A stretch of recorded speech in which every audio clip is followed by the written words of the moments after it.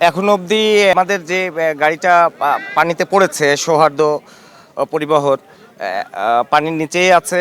হামজা আর লোকজন BIWTC BIWTA সবাই মিলে কাজ করছেন, ফায়ার সার্ভিস কাজ করছেন। এখানে আমাদের পুলিশ বাহিনী তো আছেই, প্রথম থেকেই শুরু করেছি, তাদের সহযোগিতা করে যাচ্ছি। কাওয়ার্ড যারা আছেন তাদেরকে বোঝাচ্ছি, তাদেরকে সান্ত্বনা যতটুকু পাচ্ছি আমাদের পুলিশের তরফ থেকে দিচ্ছি।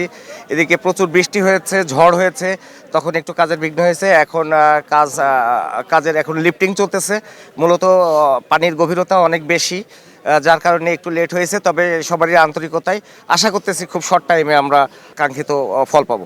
হতাহতর ঘটনা আসলে অ্যাকুরেটলি বলা মুশকিল। গাড়িটা পাংশা রাজবাড়ি হয়ে ঢাকার উদ্দেশ্যে যাচ্ছিল, 40 সিটের গাড়ি, 40-42 সিটের গাড়ি পরিপূর্ণ ছিল। কয়েকজন যখন এখানে গাড়িটা স্লো হয় তখন কিছু যাত্রীর নাম ছিল যে ফেরিতে উঠলে তারা উঠবে, কিন্তু সেই সময়ই তো আর কি যখন গাড়িটা টান দিয়ে আর ব্যালেন্স রাখতে পারেনি, তোরা ওই ফেরির মধ্যে সরাসরি পানিতে গিয়ে পড়ে যায়। আরএফএল এসডব্লিউআর পাইপই মাপে যা বলে তাই দেয়। RFL SWR pipe and fittings. উদ্ধার অভিযান যতক্ষণ না পারবে ততক্ষণ ইনশাল্লাহ চলবে। আমরাও সাথে আছি এবং কাজ করছি।